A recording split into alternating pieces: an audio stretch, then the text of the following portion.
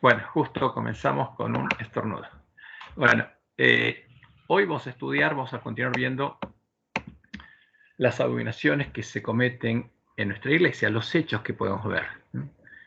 Y en este estudio, justamente, como ya vimos, lo primero que se introdujo en la iglesia adventista fue la imagen del celo, la imagen que provoca a celos a Dios, para alejarlo de su santuario. Y ahora vamos a la segunda abominación, que son las imágenes pintadas en las mentes de los varones ancianos. El segundo paso de la introducción de estas abominaciones, o sea, el segundo paso que dieron los lobos vestidos de ovejas para introducir la idolatría en la iglesia adventista, fue la introducción de la doctrina a la que Elena White identificó como la omega de las herejías mortíferas sobre la presencia y la personalidad de Dios, que se basa en el alfa de las herejías mortíferas sobre la presencia y la personalidad de Dios. La herejía que haría que, violando los mandamientos de Dios, los varones ancianos del pueblo adventista empezaran a hacerse imágenes de sus ídolos, las pintaran en sus cámaras secretas, en sus mentes, y empezaran a orarle a sus ídolos, ofreciéndoles incienso, como leemos en Ezequiel 8, cita el 13. Y me llevó a la entrada del atrio y miré, y en la pared un agujero, una pared simbólica que apareció, y me dijo: hijo de hombre, cava ahora en la pared. Y cavé en la pared, y aquí una puerta, había una puerta ahí. Y me dijo luego: entra y ve las malvadas abominaciones que estos hacen allí. Entré pues y miré, y aquí toda forma de reptiles y bestias abominables, y todos los ídolos de la casa de Israel. O sea, ¿qué había ahí? Estaban todos los ídolos de la casa de Israel, porque Israel tendría ídolos. ¿Y cómo estaban? Estaban pintados en la pared, había imágenes pintadas en la pared por todo alrededor. Y delante de ellos estaban 70 varones de los ancianos de la casa de Israel, y Hazanías, hijo de Safán, en medio de ellos, cada uno con su incensario en su mano. Y subía una nube espesa de incienso. ¿Qué hacían con el incensario? Estaban orándole. Y ese incienso que sube son las oraciones. ¿A quiénes? A estos ídolos. Y me dijo: hijo de hombre, ¿has visto las cosas que los ancianos de la casa de Israel hacen en tinieblas, cada uno en sus cámaras pintadas de imágenes? Porque ellos dicen: no nos ve Jehová. Jehová ha abandonado la tierra. Me dijo pues: vuélvete aún, verás abominaciones mayores que hacen esto, porque esta es la segunda etapa. Lo extraordinariamente asombroso y seductor de lo que pasaría con el que hiciera estas imágenes de la omega de las herejías mortíferas se debe a que es la unión del falso cristianismo de Roma con el espiritismo, porque estas manifestaciones que tendrían estos varones ancianos serían espiritistas, el mismo camino que seguiría el falso profeta las mujeres a las que se estarían uniendo nuestros varones ancianos en su adoración. Como dice Elena, conflicto de los siglos 6-45. Los protestantes de los Estados Unidos eran los primeros en tender las manos a través de un doble abismo al espiritismo y al poder romano. Y bajo la influencia de esta triple alianza, ese país marchará en las huellas de Roma, pisoteando los derechos de conciencia. ¿Por qué al espiritismo? Porque tienen que recibir a un Espíritu Santo, y ese Espíritu Santo les tiene que dar poder para hacer milagros. Y ese no es el Espíritu de Dios, son los espíritus de demonios. Entonces se unirían al espiritismo para tener poder y al poder romano. Y si el pueblo adventista se uniera a ellos, ¿qué pasaría? También se uniría al espiritismo y al poder romano, al reconocer estas iglesias que ya se unieron a Roma en puntos comunes de doctrina, al falso profeta, como parte de la iglesia de Cristo y parte del plan divino para evangelizar el mundo, la están reconociendo justamente como que, como parte del mismo plan divino, se están uniendo al plan divino de estas iglesias y están recibiendo el mismo espíritu, como Elena de White lo dijo. Y por eso es terrible, ¿no? Porque habría manifestaciones espiritistas en la iglesia adventista. Entonces, cuando nos despertáramos, Satanás y los demonios, los espíritus seductores, ya habrían empezado a darle vida a las imágenes de la abominación desoladora que los varones ancianos se hacen en sus mentes y a las que les estarían orando. Y habría empezado a comunicarse con ellos, ¿no? Por ejemplo, haciéndose pasar por el falso Jesús. Y nosotros podemos escuchar que hay pastores que predican sus sermones diciendo que Jesús les habló, Jesús les dijo tal cosa, pero no es Jesús. No están adorando al Dios verdadero. Como vemos, la oración es uno de los principales elementos de la omega de las herejías mortíferas. Y para que podamos distinguir claramente la verdad del error, empezaremos estudiando cuál es la verdadera oración, la oración que practicaban Jesús y sus discípulos. En la oración modelo, Jesús le enseñó a sus discípulos que le habían preguntado: Señor, enséñanos a orar. ¿Cómo orás? ¿Qué pedís? Porque ellos estaban maravillados de que Jesús tuviera poder. Jesús les enseñó a los discípulos y a nosotros, a los que debemos llegar a tener su fe, la fe de Jesús, y a seguir sus pisadas, para llegar a ser sus hermanos y tener su testimonio, nos enseñó a orar a quien Él oraba, cómo Él oraba, y pidiendo las 7 cosas que Él pedía, de acuerdo a la voluntad de su Padre, porque esto es esencial para nosotros. Vosotros pues oraréis así. ¿A quién? A nuestro Padre. Padre nuestro que está en los cielos, santificado sea tu nombre. Ese es el primer pedido, que está de acuerdo a las promesas de Dios, lo que Dios prometió. Porque Él dijo que su nombre sería santificado en nosotros. Venga tu reino. O sea, el segundo pedido es que Él venga a reinar a nosotros, porque ese es el Evangelio del Reino de Dios, que vamos a ver en nuestro próximo estudio para entender bien cuál es el Evangelio del Reino de Dios. Hágase tu voluntad. ¿Para qué Dios tiene que venir a morar en nosotros? Para que nosotros podamos hacer su voluntad, haciendo Él en nosotros lo que nosotros no podemos hacer. Venga tu reino, hágase tu voluntad, como en el cielo, así también en la tierra. El pan nuestro de cada día, dánoslo hoy. Como Jesús, que cada día buscaba a su Padre para que su Padre le abra los ojos del entendimiento y le dé sabiduría. Y perdona nuestras deudas. ¿A quién le tenemos que pedir el perdón de los pecados? Siempre al que perdona y carga nuestras deudas en su santuario, como también nosotros perdonamos a nuestros deudores. Y no nos dejes caer en tentación, porque vamos a ser tentados. ¿Qué le estamos pidiendo? Que nos dé fuerza en las tentaciones que vamos a enfrentar ese día. Más líbranos del mal. Y ese es el último pedido. ¿Y por qué se lo pedimos? Porque tuyo es el reino. Tuyo es el poder y tuya es la gloria por todos los siglos. Amén.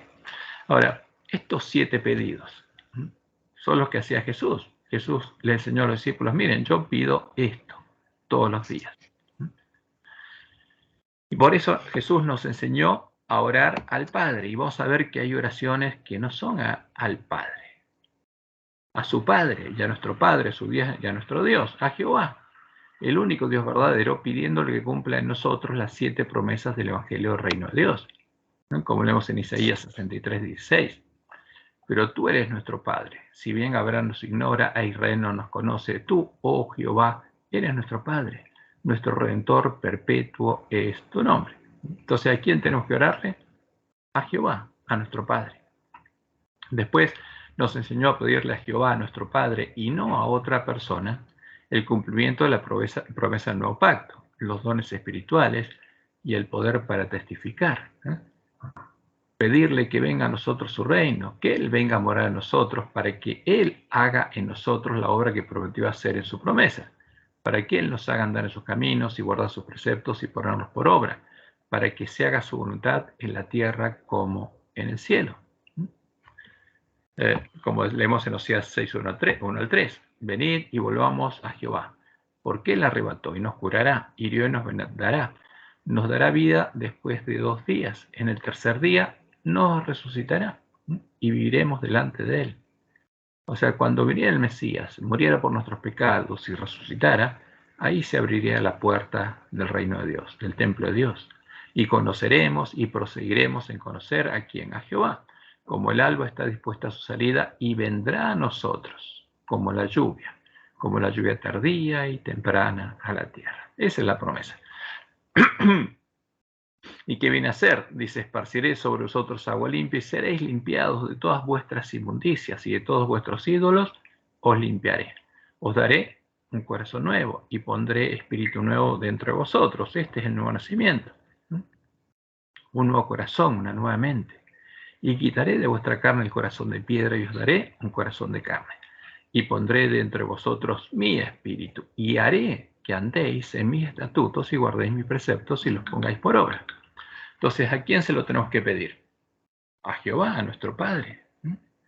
Y también Jesús nos enseñó a pedirle a Jehová, a nuestro Padre, y no a otra persona, el perdón de nuestros pecados y que Él nos libre. Perdón un segundito. Ok. Y que Él nos libre del mal que está en nosotros, porque suyo es el reino, somos suyos, suyo es el poder que obra en nosotros, y suya es la gloria, no nuestra, porque su nombre es invocado sobre nosotros. Y como dice Pablo en Romanos 8, 28 en adelante, dice, y sabemos que los que aman a Dios, que a los que aman a Dios, todas las cosas les ayudan a bien, esto es, a los que conforme a su propósito son llamados, porque a los que antes conoció también los predestinó para que fuesen hechos conforme a la imagen de su Hijo, para que sea el primogénito entre muchos hermanos.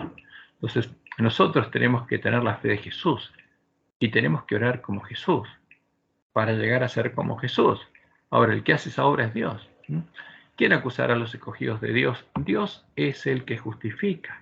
¿Quién es el que condenará? Cristo es el que murió, más aún también el que resucitó, el que además está a la diestra de Dios, el que también intercede por nosotros. Jesús no perdona nuestros pecados.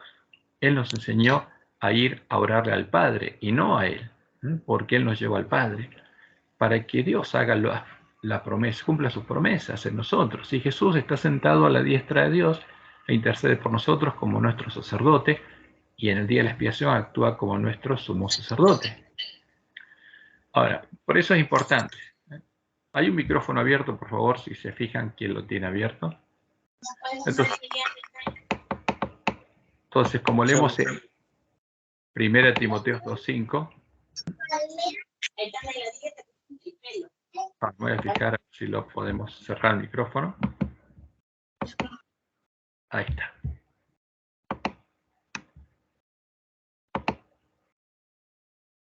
Entonces, porque hay un solo Dios y un solo mediador entre Dios y los hombres, Jesucristo, hombre. Entonces, Jesús es nuestro mediador. Ahora, ¿qué pasa cuando nosotros creemos en el alfa de las herejías mortíferas o adoptamos las costumbres de Roma? Entonces, nuestra religión se transforma en justamente una religión donde tenemos varios dioses y le oramos a todos los dioses cristianos del panteón que tenemos. O sea que tenemos un panteón con muchos dioses, es politeísmo. Y antes de la omega de las herejías mortíferas debía ser introducida el alfa de las herejías con sus 4 imágenes filosóficas, para que los hombres empezaran a orarle a cada uno de los 4 dioses que define esa doctrina. El primer dios es el dios Trinidad, el segundo es el dios Padre de la Trinidad, el tercero es el Dios Hijo de la Trinidad y el cuarto el Dios Espíritu Santo de la Trinidad. Y en el artículo 260 del Catecismo Romano encontramos un ejemplo de oración al Dios Trinidad, el Dios que habita en Roma. Fíjense qué interesante es esta oración.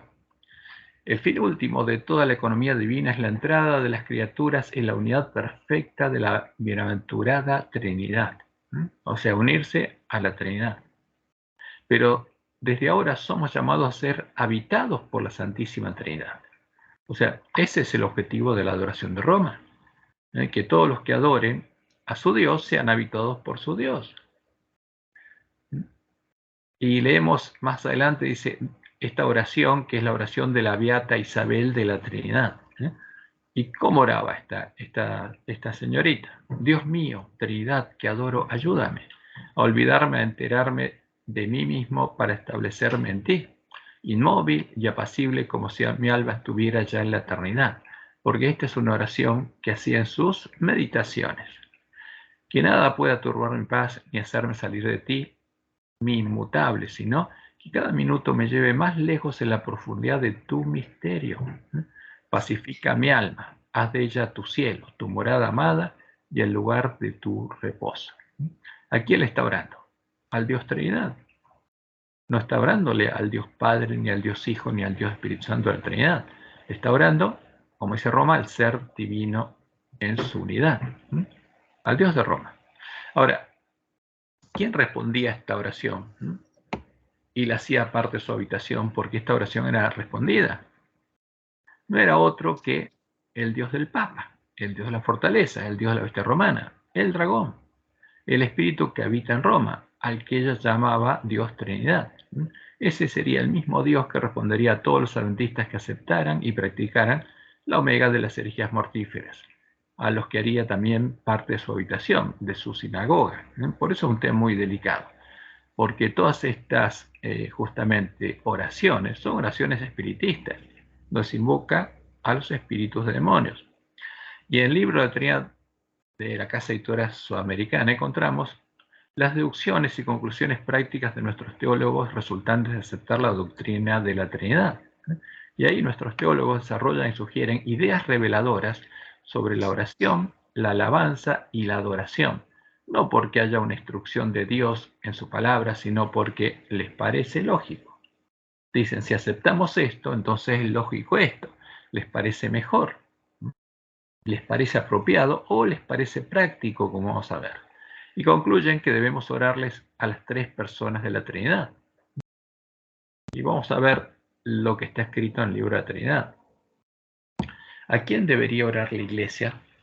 Con toda seguridad, el método común de orar es seguir el ejemplo de nuestro Señor en su gran oración y en su práctica de dirigirse reverentemente al Padre.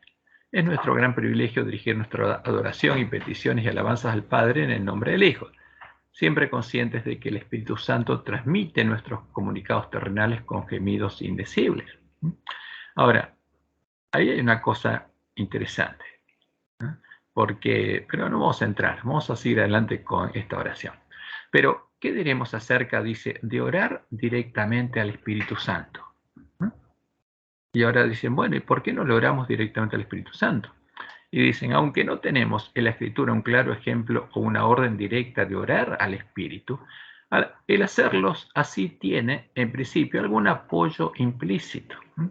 Si el Espíritu es en verdad divino y personal e interactúa en toda clase de formas personales directas, produciendo convicción, sanando, trayendo la gracia transformadora, concediendo dones, etc., pues parece lógico. Fíjense, este no es una así de Jehová, porque es el resultado de aceptar una doctrina que es errónea, y entonces si suponemos que eso es verdad, entonces parece lógico un montón de cosas, pero el fundamento es falso. Parece lógico que el pueblo de Dios pueda orar directamente al Espíritu Santo y también pueda adorarlo. ¿Qué se está haciendo? Está incitando al plantista a orar a otra persona, no al Padre, al Espíritu Santo, que supuestamente es otra persona, porque en la Trinidad sí es otra persona, y pueda adorarlo. Vamos a expresar el asunto en esta forma. El modelo normal de oración es al Padre, en el nombre del Hijo, con el conocimiento de que los gemidos del Espíritu Santo dan curso a nuestras oraciones. Y bueno, acá hay muchos, se repite este error, pero si estudiamos lo que dice Pablo en Romanos 8, vamos a ver que esto que pone acá es una distorsión que es antibíblico. Sin embargo, en las ocasiones en que oramos personal y corporativamente, parece mejor orar a la persona más pertinente de la deidad. Entonces, ¿a quién le parece mejor? A ellos. ¿Orar a qué? A una de las tres personas de la deidad introducida en la Iglesia Adventista. Por ejemplo, al suplicar dones espirituales y poder para que la Iglesia testifique, parecería ser lo más apropiado, orar directamente al Espíritu Santo. Ahora, ¿qué nos pidió hacer Jesús? Orar al Padre para que Él venga a orar a nosotros. ¿Y esto dónde viene? Y oraciones a Jesús incluirían aquellas de confesión, arrepentimiento y perdón, y ruegos por su pronto regreso. Pero Jesús es claro, ¿a quién tenemos que confesarle nuestros pecados? Como dice la ley, como Él nos enseñó. ¿A nuestro Padre? ¿A quién tenemos que pedirle perdón? A nuestro Padre, no a Jesús. Todo esto es consecuencia de aceptar errores. En suma, si las personas de la deidad, y este sí es importante, son verdaderamente una naturaleza, carácter y propósito, que es la doctrina que se introdujo en la iglesia, es el alfa, y sobre el alfa se soporta esto, pero eso es falso. Entonces, parece lógico y práctico dirigir las peticiones y alabanzas apropiadas a cualquier persona del trío celestial, en cualquier momento y situación dados. Estas son las conclusiones prácticas de adoptar la doctrina de la Trinidad.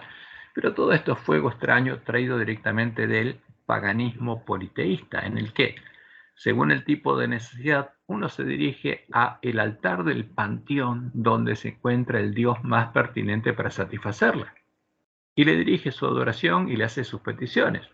Luego, si tiene otras necesidades, se dirige al próximo altar y le hace una nueva petición al nuevo Dios más pertinente. Y sigue así hasta terminar de adorar y hacer sus peticiones a todos los dioses del panteón pagano. Y este es el resultado de haber creído no solo en una falsa doctrina sobre Dios, sino de haber creído al falso evangelio asociado a ella, que busca darles un rol específico a las tres personas definidas en esta doctrina. Roma va más allá, le adora a cuatro, porque también le adora al Dios Trinidad. Pero nuestra iglesia se nos está haciendo adorar a tres personas distintas, supuestamente divinas, parte de la deidad que se introdujo, que es la doctrina de Roma, es el Dios de Roma. Para los adventistas del séptimo día, que debiéramos o deberíamos conocer perfectamente el funcionamiento del santuario, debería ser fácil de identificar estos errores, porque ahí se encuentra el modelo que nos explica claramente cuál es la obra de Dios, de Jehová, nuestro verdadero Padre, y la obra de Jesús, Cerro Nuevo, nuestro hermano, nuestro sacerdote y sumo sacerdote. Por ejemplo, en el santuario del Nuevo Pacto, como sucedía en el santuario del desierto y en el templo de Jerusalén, el que perdona nuestros pecados es Dios, es Jehová, nuestro Padre, y no lo hacen los sacerdotes ni el sumo sacerdote. En la historia de Israel, ¿alguna vez los sacerdotes perdonaron pecados o el sumo sacerdote? Nunca. Simplemente interceden, cuya obra de intercesión durante el continuo y en el día de la expiación prefiguraba la obra de intercesión de Jesús ante el Padre. Porque Jesús no perdona pecados, ese es un invento de Roma. Y por supuesto, para justificar lo que hacen los sacerdotes romanos, en los cadáveres de los dos testigos vos a encontrar un montón de cosas que justifican esto, pero que son contrarias a la ley y al testimonio de los profetas. Ahora vamos a la oración que es parte de la omega de las herejías mortíferas, o sea, la oración que invoca a los espíritus.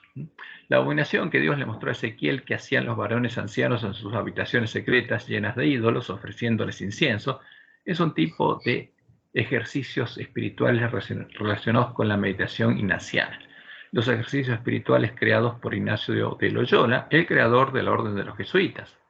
En estos ejercicios los jesuitas aprenden a hacerse imágenes, a visualizar imágenes, a pintarlas en sus cámaras secretas y a orar y comunicarse con estas imágenes, orando y comunicándose con Satanás y con los demonios, e incluso llegan a hablar y a dialogar con Jesús, con la imagen que se hace en su mente y llama Jesús, quien se les aparece en sus cámaras secretas. Y es interesante escuchar, a veces uno puede ver algunos testimonios de los jesuitas de cómo son sus meditaciones y cómo Jesús se aparece y habla con ellos. Y lo interesante es que algunos pastores adventistas tienen las mismas experiencias. Esta experiencia espiritista, por no es otra cosa que espiritismo puro, es la que estarían practicando los miembros de las iglesias caídas cuando se unieran al espiritismo y a la iglesia de Roma, y es a la que Elena de White denominó la omega de las herejías mortíferas sobre la presencia y la personalidad de Dios, cuya introducción en la iglesia iba a seguir a la reintroducción del alfa de las herejías, que es la bandera de Satanás, la bandera negra de los paganos, la doctrina que define e introduce la imagen del celo, para hacer que, como es la triple alianza, el pueblo adventista también sea parte de la sinagoga de Satanás. O sea, si practica este tipo justamente de meditación que hace los hombres se hagan habitación de demonios, entonces el pueblo adventista también se haría parte de la sinagoga de Satanás. Y para practicar este tipo de meditación ignaciana, oración imaginativa, la contemplación evangélica o meditación en las escenas de la Biblia, del modo que se lo llame, los varones ancianos deben crear en sus mentes imágenes de los ídolos filosóficos definidos en la imagen del celo. Esta etapa es previa a la exhibición y adoración pública de estas imágenes, a la que ellos llaman Dios Padre, Dios Hijo y Dios Espíritu Santo, como ocurrió con los apóstatas de la iglesia primitiva, que exhibieron públicamente las imágenes del Dios Trinidad, imágenes creadas utilizando las imágenes del sol e imágenes de hombres, de personas, las imágenes que ellos crearon en sus mentes.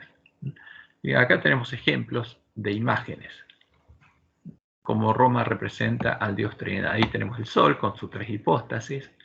El sol es Dios, es el ser divino en su unidad, que se manifiesta como sus tres hipóstasis. Hay un micrófono abierto, a ver si lo podemos cerrar. ¿Será este? Creo que sí. Ok.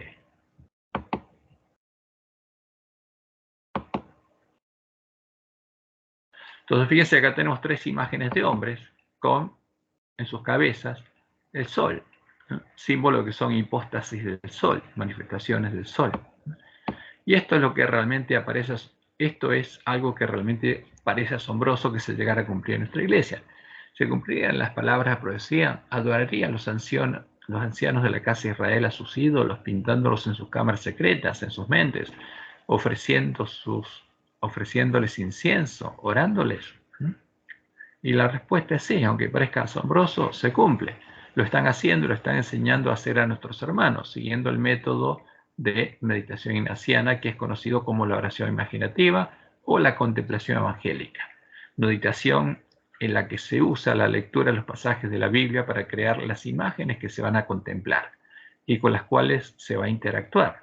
Como podemos ver en la página en la cual los jesuitas enseñan la meditación ignaciana a los laicos. Esto está copiado directamente de esta página, cuya dirección está al final de estos dos párrafos. Y lo llaman la contemplación evangélica. Esta es una forma de oración imaginativa, o sea, oración con imágenes, recomendada por San Ignacio de Loyola en sus ejercicios espirituales y empleada frecuentemente por muchos santos. Dicen, consiste en escoger una escena de la vida de Cristo y revivirla tomando parte en ella. ¿Cómo?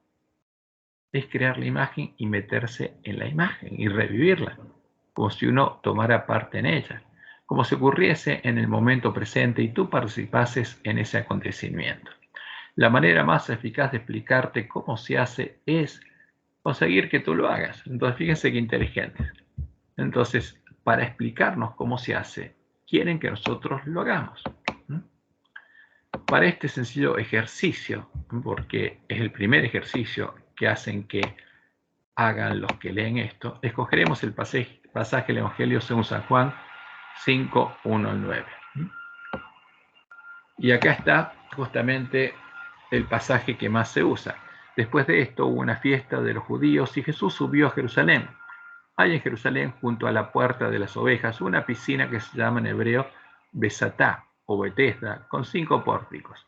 En ellos hacía una multitud de enfermos ciegos, cojos, paralíticos, esperando la agitación del agua, porque el ángel del Señor bajaba de tiempo en tiempo a la piscina y agitaba el agua. Y el primero que se metía después de la agitación del agua quedaba curado de cualquier mal que tuviese. Había allí un hombre que llevaba enfermo 38 años. Y Jesús, viéndole tendido y sabiendo que llevaba ya mucho tiempo, le dice, ¿quieres curarte? Le responde el enfermo, Señor, no tengo a nadie que me meta en la piscina cuando se agite el agua, y mientras yo voy, otro baja antes que yo. Jesús le dice. Y ahí está el relato de Jesús. Y finalmente, al instante, el hombre quedó curado. Tomó su camilla y se puso a andar. Entonces aquí le pusieron un punto, pero tendrían que ponerle 3 puntos para que se entienda que estos saltamos. Ahora fíjense, toman esta escena. Entonces, ¿qué había acá? Estaba el estanque de Betesda junto a la puerta de las ovejas, era una piscina, había gente, etcétera, etcétera. Y ahora enseñan cómo es la meditación ignaciana. Y entonces dice, pacifícate internamente, como preparación para la contemplación, porque vas a contemplar imágenes. haciendo algunos de los ejercicios de relajación. Vas consiguiendo el silencio exterior e interior. Comienzas tu oración, porque primero lo hacen prepararse para esta meditación. Ahora dice, imagina, porque lo primero que hay que hacer es usar la imaginación, o sea, crearse imágenes. Entonces, donde dice imagina, dice, créate una imagen de la piscina llamada Besatá. Los 5 pórticos, la piscina, los alrededores, toma el tiempo necesario para imaginar la puesta en escena, lo más vivamente que puedas, ¿no? ¿Qué hay que hacer? Usar la imaginación. Primero, sobre la escena, ¿no? Imaginar la puesta en escena. Imagínate a ti mismo viendo el lugar después. ¿Qué clase de lugar es? Limpio, sucio, grande o pequeño, observa su arquitectura, nota el clima, etc. Una vez preparada la composición, haz que toda la escena se llene de vida. Contempla las personas que están junto a la piscina. Hay muchas personas. ¿Qué clase de gente son? ¿Cómo van vestidas? ¿Qué hacen? ¿Qué tipo de enfermedad padecen? ¿Qué dicen? ¿Qué hacen? Entonces hay que empezar a imaginarse y crear una imagen de cada persona y agregarle toda esta información. Y por supuesto, una persona es una imagen con un rostro, con una cara, y uno le va creando una historia. Y siguen diciendo, no basta que observes la escena desde afuera, como si se tratase de una película o de una obra de teatro. Es necesario que participes en ella. ¿Qué haces tú dentro de la escena? O sea, sos un actor dentro de la escena. ¿Qué estás haciendo? ¿Por qué has venido a este lugar? ¿Qué sientes cuando lo contemplas y ves a estas personas? ¿Qué haces? ¿Hablas con alguien? ¿Con quién? Ahora, fíjate ahora en el enfermo del que habla el Evangelio. ¿Dónde se haya situado entre la multitud? ¿Cómo va vestido? ¿Está alguien con él? Acércate y charla con él. Ahora, creaste una imagen en tu mente, ahora acércate a la imagen y charla con la imagen. ¿Qué le dices o qué le preguntas? ¿Qué te responde él? Porque la imagen empieza a responder. Dedica algún tiempo a recoger el mayor número de detalles sobre su vida y persona. Pregúntale. ¿Qué impresión te produce? ¿Qué sentimientos tienes cuando hablas con él? Cuando estás hablando con él, observas por el rabillo del ojo que Jesús ha entrado en este lugar. Y ahora viene el punto crítico. Si Jesús entró y lo observamos, ¿qué quiere decir? Que tenemos que hacernos una imagen de Jesús, una imagen de su rostro, de su cuerpo. Mira todas sus acciones y movimientos. ¿A dónde se dirige? ¿Cómo se comporta? ¿Cuáles crees que son sus sentimientos? Y no solamente eso, sino de lo que siente. Camina hacia ti y hacia el hombre enfermo. ¿Qué sientes en estos momentos? Y por supuesto, el que se metió en este tipo de meditación y le abrió la puerta a los espíritus seductores va a sentir cosas. ¿Qué sientes en estos momentos? Te retiras cuando comprendes que desea hablar con el enfermo. ¿Qué dice Jesús a ese hombre? Y hay un diálogo. ¿Qué le responde el enfermo? Escucha con atención el diálogo completo.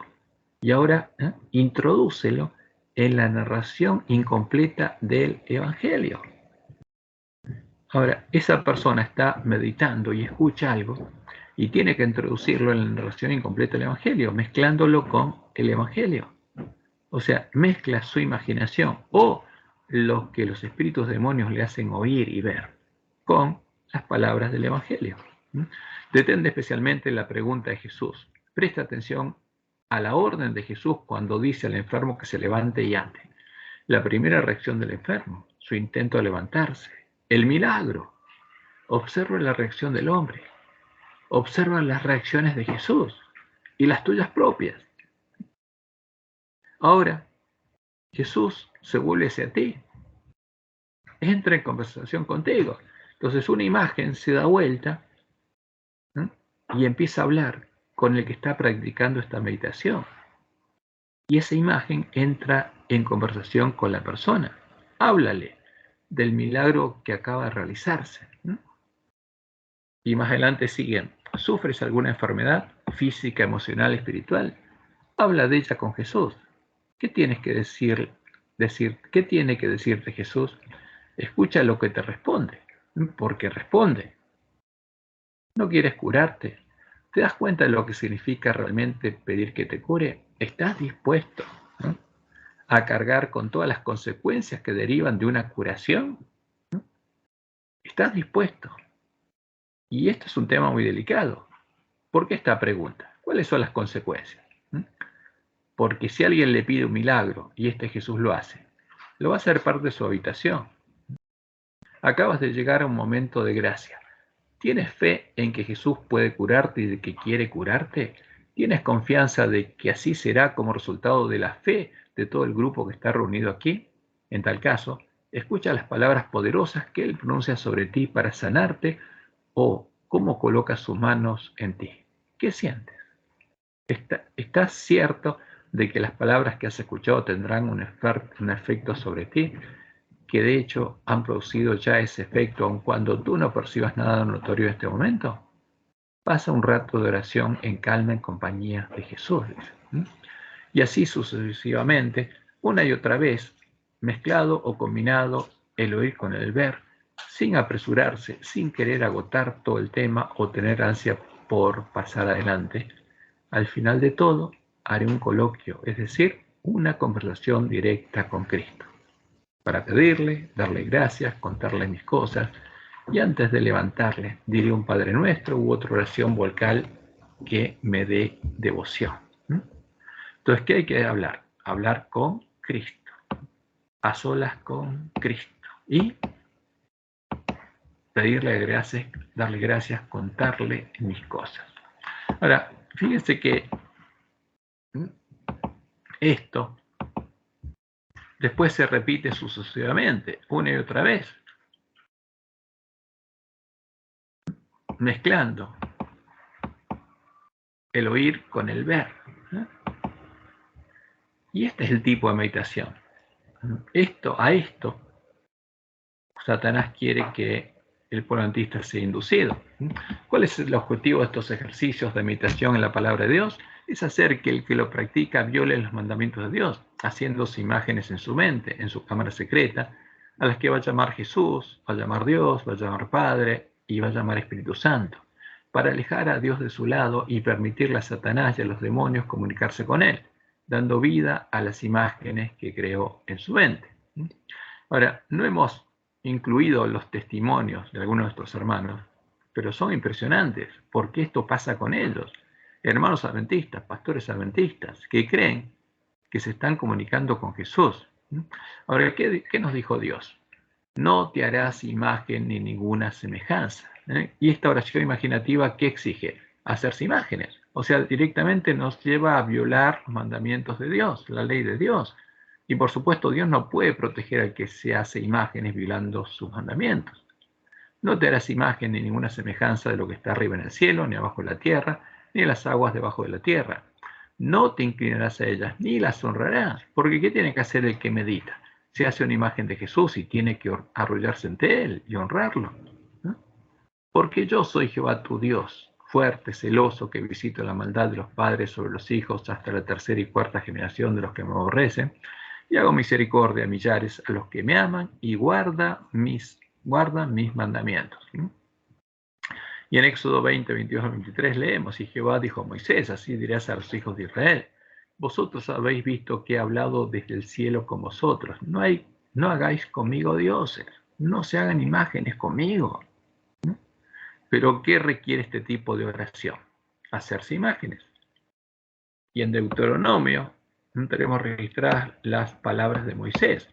Guardad pues mucho vuestras almas, pues ninguna figura visteis el día que Jehová habló con vosotros de medio del fuego. ¿Con qué propósito? Dios jamás le mostró ni le mostraría ninguna imagen a su pueblo. Para que no os corrompáis y hagáis para vosotros escultura, imagen de figura alguna, efigie de varón o hembra, figura de animal alguno que esté en la tierra, figura de ave alguna alada que vuele por el aire. Ahora nosotros vemos en el Nuevo Testamento como que Dios hubiera mostrado figuras de una ave alada. Pero Jehová fue claro, él nunca haría eso para no corromper a su pueblo. figura de ningún animal que se arrastre sobre la tierra, figura de pez alguno que haya en el agua debajo de la tierra. No sea que alces tus ojos al cielo y viendo el sol y la luna y las estrellas y todo el ejército del cielo, seas impulsado y te inclines a ellos y les sirvas. Porque Jehová tu Dios los ha concedido a todos los pueblos debajo de todos los cielos. Ahora, vemos lo que sucede en estas meditaciones. Los que practican esta meditación usando los textos del Evangelio crean imágenes en sus mentes, se introducen en medio de ellas, les dan vida. Las imágenes toman vida, hablan con ellos, dialogan con ellos y así mezclan sus imágenes, sus diálogos y sus vivencias, sus experiencias místicas con el relato bíblico.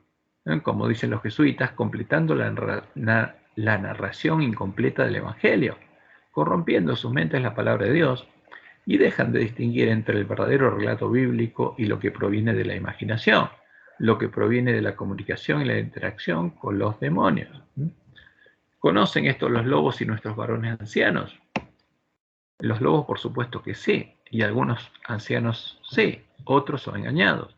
El mayor problema es que una vez que se introducen en estas prácticas espiritistas por curiosidad, conscientemente, sabiendo lo que hacen y son seducidos, ya no pueden escapar al poder seductor de los demonios, ¿no? Como lo escribió Elena de White.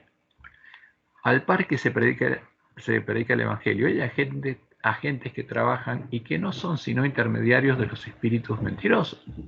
Muchos tratan con ellos por simple curiosidad, pero al ver pruebas de que obra un poder más que humano, quedan cada vez más seducidos hasta que llegan a estar dominados por una voluntad más fuerte que la suya. No pueden escapar de este poder misterioso. Las defensas de su alma quedan derribadas. No tienen vallas contra el pecado. Nadie sabe hasta qué abismo de degradación puede llegar a hundirse una vez que rechazó las restricciones de la palabra de Dios y de su espíritu. Y en Periodos Escritos, página 77, ella dice lo siguiente: he visto que algunos que han sido engañados y sumidos en este error serán puestos bajo la luz de la verdad, pero a ellos les resultará casi imposible librarse completamente del poder engañoso del espiritismo. Los tales deben confesar cabalmente sus errores y dejarlos para siempre. ¿Tienen posibilidad? Sí, pero tienen que dejarlos para siempre, porque si vuelven, no van a poder escaparse.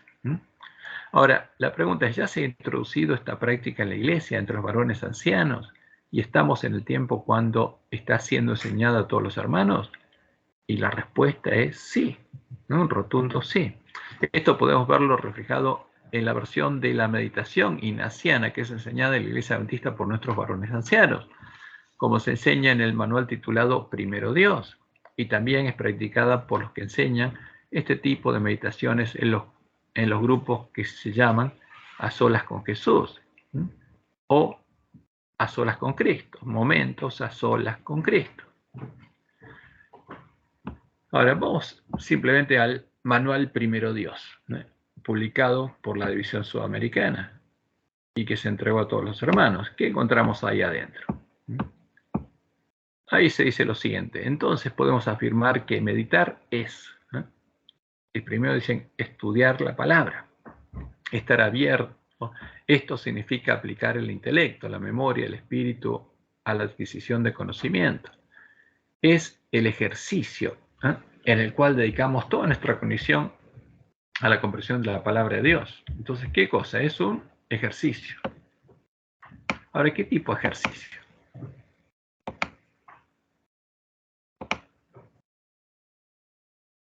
Estudiar es estar abierto a la información, curiosidad, desafíos, propuestas que Dios nos hace mediante la revelación. Reflexionar en la palabra. No basta leer o estudiar lo que la Biblia dice. Es necesario considerar, ponderar, razonar. Reflexionar es pensar con seriedad a fin de obtener prudencia y juicio. Reflexionar es inclinarse con calma a las orientaciones divinas. ¿Por qué? Porque van a tener orientaciones. La pregunta es si es divina, con el propósito de efectivizarlas mejor en la vida diaria. Entonces, ¿meditar qué es? Porque ellos dicen, meditar es imaginar a partir de la palabra. porque esta es la meditación ignaciana. Cuando estudiamos la palabra, no nos limitamos a comprender lo que está escrito. También se nos insta a que idear, a imaginar, proyectar, hacer de cuenta. Entonces, ¿cómo es? No nos limitamos a comprender lo que está escrito. Ahora, ¿qué tiene que hacer el pueblo de Dios al estudiar la Biblia? Comprender lo que está escrito, lo que Dios quiso decir. Así dice Jehová. Pero en este caso se nos insta a idear, proyectar, hacer de cuenta. Y si estuviéramos contemplando la zarza ardiente, ¿por qué no hacemos una imagen? ¿Cuál sería nuestra reacción? ¿Qué sentiríamos al atravesar el Mar Rojo en seco, en la compañía de 2 millones de personas? ¿Cuál sería nuestra postura en el desafío de Elías en el Monte Carmelo? ¿Cómo nos sentiríamos al presenciar la resurrección de Lázaro? O sea, tenemos que hacernos una imagen de la resurrección de Lázaro. ¿Una imagen de quién? De Jesús, diciendo Lázaro vuelve fuera, y de Lázaro levantándose. Y si estuviéramos cerca de Jesús, cuando Él dijo, quien esté sin pecado arroje la primera piedra, ¿cuál sería nuestra reacción? Entonces, ¿a qué se nos insta? A imaginar. Y después pronunciar la palabra. Al estudiar la palabra, reflexionar en sus enseñanzas, imaginarnos en sus escenarios. Esta es la meditación ignaciana. Hacernos imágenes del escenario e introducirnos ahí. Con seguridad nos sentiremos impulsados a querer guardar en la memoria diversos versículos o capítulos. O sea, si tenemos una experiencia mística y esa experiencia va a quedar en nuestra memoria para siempre. Como si al final de esta forma sus relatos invadirán una vez más nuestra vida. Ahora, y también dicen pensar a partir de la palabra. O sea, después, a partir de esta experiencia mística, las personas son guiadas por estos espíritus. Porque dicen, nuestro modo de pensar comenzará a construirse a partir de lo que leemos en las escrituras. Y entonces nuestras acciones serán impactadas por nuestros pensamientos. Porque los espíritus seductores van a impactar nuestras acciones. E incluso vamos a tener poder para hacer milagros, para echar fuera demonios en nombre de Jesús. Pero tenemos que meternos en este tipo de meditación. Ahora, este tipo de meditación en los pasajes de la Biblia, justamente, hace que utilicemos la imaginación y requiere que nos hagamos imágenes, cosa que Dios nos prohibió hacer, para crear una representación visual del lugar, de los personajes, de Jesús, de su rostro y de su voz, para luego llegar a sumergirnos en la escena, formar parte de ella e interactuar con los personajes. ¿Por qué este es un engaño de Satanás? Y es sencillo, porque para visualizar primero debemos imaginar, crear una imagen del lugar y de los personajes. Cuando en las escenas de la Biblia aparece Dios o Jesús, el meditar visualizando requiere que nos hagamos imágenes de Dios, imágenes de Jesús, de los ángeles, de los apóstoles, etc. E interactuemos con ellas, con las imágenes, escuchando su voz. ¿La voz de quién? De una imagen.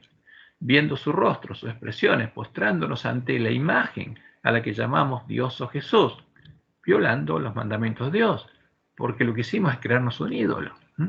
Cuando visualicemos una nueva escena, ¿qué va a pasar? Utilizaremos la misma imagen de los personajes repetidos, porque una vez que la creamos, ¿qué va a pasar? Vamos a usar la misma imagen.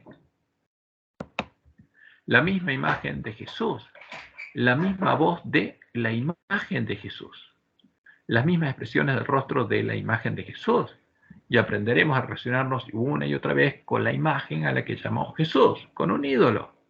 Y para nosotros esa imagen ahora es Jesús. Como para alguien que se hizo una imagen de la Virgen María, esa imagen es la Virgen. Ese es el tema, eso es paganismo. Cuando meditemos en los pasajes de la Biblia, estaremos buscando volver a encontrarnos una y otra vez con la imagen a la que llamamos Jesús, la imagen que incluso nos llevará a tener experiencias místicas, sueños y visiones. Incluso se nos plantea que lleguemos a ponernos en el lugar de Jesús, para que por obra de Dios, que entró en nosotros, lleguemos a sentir lo que sintió Jesús, tengamos una experiencia mística. Y siguiendo este camino estaremos violando los mandamientos de Dios, haciéndonos imágenes y adorándolas, y Dios no podrá protegernos del engaño ni de los espíritus seductores que se esconden detrás de las imágenes creadas en nuestra mente. Los espíritus que entran a las mentes y producen las experiencias místicas. Le habremos abierto la puerta a nuestra mente, ¿a quién? A Satanás y a los demonios. Por eso es un tema muy delicado. Ahora, lo triste es que se enseña en nuestra iglesia abiertamente a hacer esto. Y llegará el momento en el cual este Jesús nos mirará, como dicen los jesuitas, y hablará con nosotros. ¿Y quién le dará vida? ¿Será Jesús? No. Será algún espíritu que está morando en nosotros. Y hablaremos con Jesús, entre comillas, contestará nuestras preguntas. Nos dará instrucciones sobre lo que debemos hacer. Porque eso es lo que hace con los jesuitas. Y seguiremos sus instrucciones, como lo hacen los jesuitas, sin dudar en hacerlos, como un cadáver que no tiene voluntad propia, pensando que hacemos la voluntad de Jesús. Pero nos estaremos postrando ante un falso Jesús, estaremos adorando a un falso Jesús, al ídolo que creamos en nuestra mente, estaremos adorando a los demonios y siguiendo las instrucciones de los demonios. Nos habremos convertido en espiritistas y, como en los jesuitas, este Jesús habitará en nosotros. Por eso es un tema muy delicado.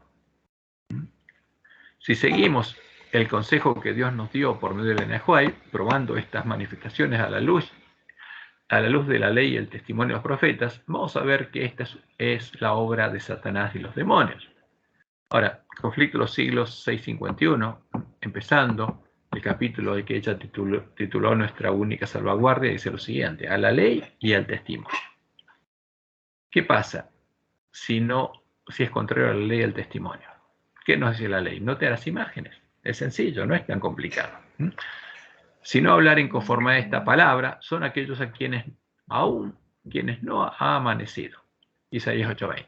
Al pueblo de Dios se le indica que busque en las Sagradas Escrituras su salvaguardia contra las influencias de los falsos maestros y el poder seductor de los espíritus tenebrosos. Ahora, el que hizo este librito que se publicó, Primero Dios, enseñando a meditar, ¿es un verdadero siervo de Dios? No, es un falso maestro. ¿Y le abre la puerta a quién? A los espíritus tenebrosos. Satanás emplea cuantos medios puede para impedir que los hombres conozcan la Biblia, cuyo claro lenguaje revela sus engaños. En ocasión de cada avivamiento de la obra de Dios, el príncipe del mal actúa con mayor energía. En la actualidad está haciendo esfuerzos desesperados, preparándose para la lucha final contra Cristo y sus discípulos. El último gran engaño se desplegará pronto ante nosotros, porque eso pasaría ante nosotros, en nuestra iglesia, en el tiempo de nuestra prueba. El anticristo, ¿quién? Satanás, el falso Jesús, el Jesús de Roma, el Jesús del falso profeta, va a efectuar ante nuestra vista obras maravillosas. El contracimiento se asemejará tanto a la realidad que será imposible distinguirlo sin el auxilio de las Santas Escrituras. Ellas son las que deben atestiguar en favor o en contra de toda declaración, de todo milagro. Pero ¿qué va a pasar? Algunos adventistas del séptimo día serán tentados a recibir estas cosas portentosas como si procedieran de Dios. Los enfermos sanarán ante nosotros, ocurrirán milagros ante nuestros ojos. Ese es el resultado de creer en la Omega. Satanás va a hacer milagros y señales. Si aquellos por medio de quienes se realizan curaciones están dispuestos, en vista de estas manifestaciones, en vista del poder que reciben, a excusar su descuido de la ley de Dios y prosiguen desobedeciendo, porque el que se hace imágenes desobedece a la ley de Dios, aunque tengan poder en todo sentido. Tal cosa no significa que posean el gran poder de Dios. Por el contrario, es el poder obrador de milagros del gran engañador. Y es triste, pero vemos como ministros nuestros, hermanos nuestros, se metieron en este tipo de meditaciones, que es la Omega, violando la ley de Dios. Ahora, ¿cuál es el resultado visible de estas meditaciones? Si observamos atentamente, podremos ver su resultado en los sermones de nuestros pastores.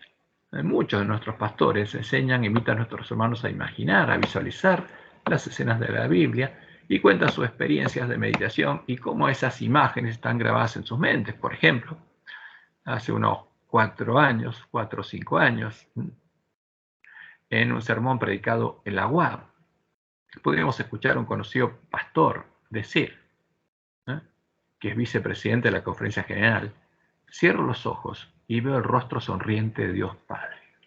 ¿Por qué? Se hizo una imagen. Pero Dios prohibió hacerse eso. Por supuesto, como a Dios nadie le vio jamás y ningún pecador lo puede ver y vivir, lo que él ve es la imagen de hombre que se hizo, un rostro de hombre. La imagen que creó, y está grabada en su mente, en su cámara secreta, la imagen en la cual ahora él adora y llama Dios Padre. Y podemos ver en la experiencia que muchos de nuestros hermanos tienen en los encuentros a solas con Jesús, en los que, luego de meditar los pasajes de la Biblia e introducirse en sus escenas, porque eso le hacen hacer, tienen experiencias místicas. Jesús se comunica con ellos hablan con Jesús, Él les da mensajes para que ellos se lo hagan llegar a otros participantes. Ellos los entregan, profetizan en nombre de Jesús, y lo profetizado se cumple. Lo que este Jesús les dijo era realidad. Y ellos creen que la voz que escucharon es la voz de Jesús, porque la voz les dice que es Jesús. Ahora, ¿qué es lo que está pasando con el pueblo adventista? Como Dios lo anunció, en primer lugar, el pueblo adventista fue dejado a oscuras, sin profecía, sin conocer las amonestaciones que Dios nos dio para este tiempo. Y está siendo engañado y seducido por los lobos vestidos de ovejas, por los varones ancianos que se convirtieron en ciegos, guías de ciegos, y por los espíritus de demonios, con el objeto de que crea que las manifestaciones que están sucediendo y van a suceder cada vez más provienen de Jesús, para que el pueblo adventista le abra la puerta de su mente y su corazón al falso Jesús. Él entre por nuestra mente, nosotros entremos por la puerta ancha, y el pueblo adventista se une a los hombres que van a creer en este Jesús, lo van a adorar y le van a preparar el camino al anticristo, mientras recorre el camino espacioso que lleva a la perdición. Por eso, Elena de White es clara, el segundo tomo, Mensajes Selectos. En la página 26 dice: entre los gritos confusos de mirad, aquí está el Cristo, mirad, allí está el Cristo, porque Satanás se va a manifestar a los hombres. Mirad, va a encontrarse con nosotros en momentos a solas con Cristo. Mirad, en tal lugar se va a encontrar con nosotros, resonará un testimonio celestial, un mensaje especial de verdad apropiado para este tiempo, el cual ha de ser recibido, creído y obedecido. La eficacia está en la verdad y no en ideas fantásticas. La verdad eterna de la palabra de Dios permanecerá libre de todos los errores seductores y de las interpretaciones espiritualistas, libre de imágenes fantásticas y seductoras. Eso es lo que tiene que hacer el pueblo de Dios. No tenemos que mezclar la palabra de Dios con imágenes creadas en nuestra mente, imágenes fantásticas y seductoras. La atención del pueblo de Dios será asaltada por falsedades, pero la verdad debe permanecer adornada por su bello ropaje de pureza. La verdad, preciosa por su influencia santificadora y elevadora, no debe ser rebajada al nivel de las cosas comunes y corrientes. Siempre debe permanecer sin ser contaminada por los errores mediante los cuales Satanás procura engañar, si es posible, si fuera posible, a los mismos escogidos. Y esto es una demostración clara. Cuidado con ese tipo de manifestaciones, porque ese tipo de meditación es parte de la omega de las herejías mortíferas. Y es la que va a hacer que muchos adventistas se hagan habitación de demonios y parte de la sinagoga de Satanás. Por eso la advertencia de Dios es clara: para no ser engañados, seducidos y llevados a adorar al anticristo, Él nos ha dejado en su palabra un mensaje que ha de ser recibido, creído y obedecido. Por esa causa, cuando estudiamos su palabra, debemos mantener nuestras mentes, nuestras cámaras secretas, libres de todos los errores seductores, libres de imágenes fantásticas y seductoras, las imágenes a las que Satanás y los demonios les darían vida para seducirnos. Tenemos que mantener la palabra de Dios sin contaminarla con los errores mediante los cuales Satanás procuraría engañar, si fuera posible, aún a los escogidos. Al estudiar la palabra de Dios, no somos llamados a imaginar, sino a alimentarnos de toda palabra que sale de la boca de Dios, para conocer lo que Dios nos reveló y cuál es su voluntad. Y A sus palabras, no debemos agregarle nada que provenga de nuestra imaginación ni de supuestas comunicaciones con Jesús o con ángeles. Como lo dice en el White, en esta cita, ahora debemos estar en guardia y no dejarnos arrastrar fuera del importante mensaje dado por Dios para este tiempo. ¿Cuál es el mensaje? El mensaje del tercer ángel.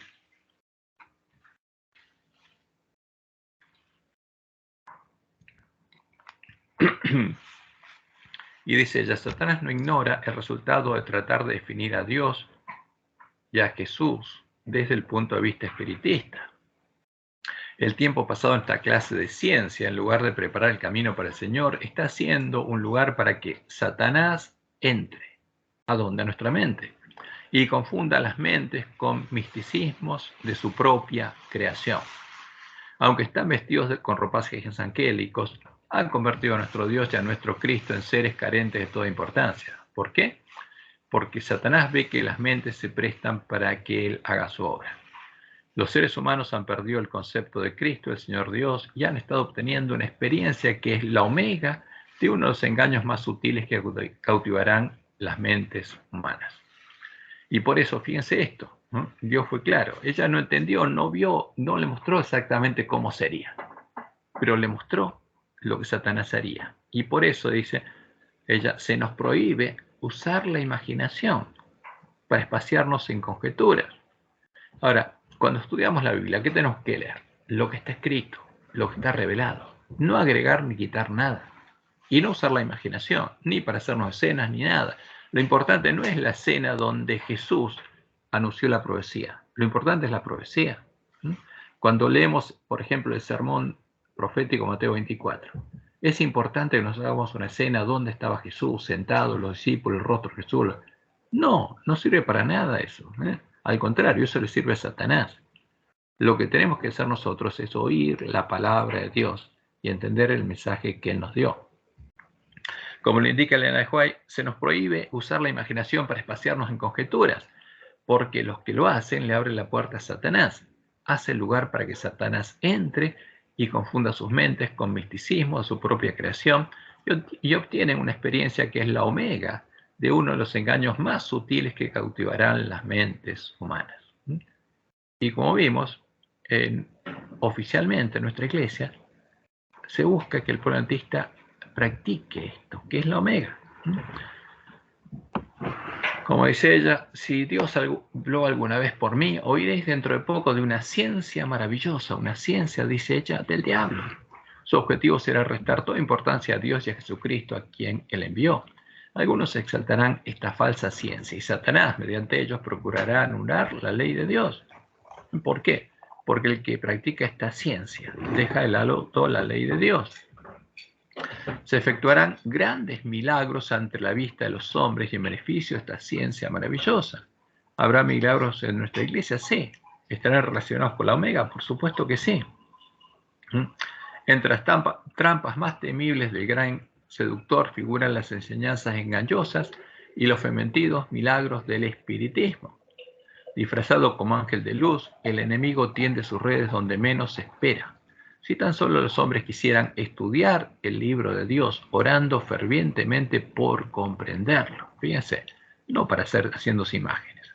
Comprender el mensaje de Dios. Que hay que poner línea sobre línea con las otras partes de la palabra de Dios. No serían dejados en las tinieblas para recibir doctrinas falsas. Pero como rechazan la verdad, resultan presa fácil para la seducción. Porque para que los demonios puedan seducirnos, primero tenemos que creer una mentira y después hacernos imágenes. La próxima cita ya dice, muchos que rehusan los mensajes que el Señor les envía están buscando clavos para colgar sus dudas y andan buscando alguna excusa para rechazar la luz del cielo. Frente a una evidencia clara de que la palabra de Dios dicen tal como los judíos, muéstranos su milagro y creeremos. ¿A qué le creemos? ¿A la palabra de Dios? No, a un milagro. Pero la verdadera fe viene por el oír y el oír por la palabra de Dios. Porque la fe es lo que, ¿qué cosa? La fe es la certeza de lo que se espera, la convicción de lo que no se ve, y lo esperamos porque conocemos la promesa de Dios. Pero un milagro no necesita fe. Ver un milagro es lo necesario para seducirnos. Entonces, ¿qué dicen? Dirían muchos, muéstranos un milagro y creeremos. Si estos mensajeros tienen la verdad, ¿por qué no sanan a los enfermos? Si sus ojos pudieran ser abiertos, se verían rodeados por ángeles malignos, jubilosos y triunfantes, debido a su poder para engañarlos. Está por llegar el día cuando Satanás contestará al pedido de estas personas que dudan y hará numerosos milagros para confirmar la fe de todos los que buscan esta clase de evidencias. ¿Quién va a hacer milagros? Satanás. ¿Y qué va a hacer la gente? Va a creer. Cuán terrible será la situación de los que cierran los ojos a la luz de la verdad y piden milagros para afirmarse en el engaño. Y lo triste es cuando uno escucha, porque yo para ver qué hacían en estos momentos a solas con Cristo, momentos a solas con Jesús, participé de unos de estos y vi lo que hacían. Primero me enviaron algunas grabaciones de lo que hacía, después lo vi y es triste, porque todo se basa en que Jesús me dijo, me guió, me anunció, y son todas manifestaciones espiritistas. Ese a solas con Cristo es simplemente una práctica de la Omega que lleva a recibir manifestaciones espiritistas. Y estos hermanos cuentan su experiencia, cómo Jesús les habló, cómo Jesús les dio señales. Y como leemos, dice Elena, Evento de los Últimos Días, página 174, la Biblia nunca será reemplazada por manifestaciones milagrosas, porque eso es lo que quiere Satanás, que dejemos de lado la Biblia y creamos en milagros. Hay que estudiar la verdad y hay que buscarla como un tesoro escondido. No se darán inspiraciones maravillosas aparte de la palabra. O sea, ¿quién no va a dar inspiraciones maravillosas? Dios, pero Satanás sí. Por eso es muy claro. Lo que Dios les mostró a Elena, que él no va a hacer ningún tipo de estas manifestaciones, pero Satanás las haría. Lo único que él haría sería guiarnos a comprender su palabra, para que basemos nuestra fe en un así dice Jehová. No se darán inspiraciones maravillosas aparte de la palabra, ni aquellas tomarán el lugar de estas. Aferraos a la palabra y recibid la palabra injertada, la cual hará a los hombres sabios para la salvación. Ahora, ¿cuál es nuestra responsabilidad?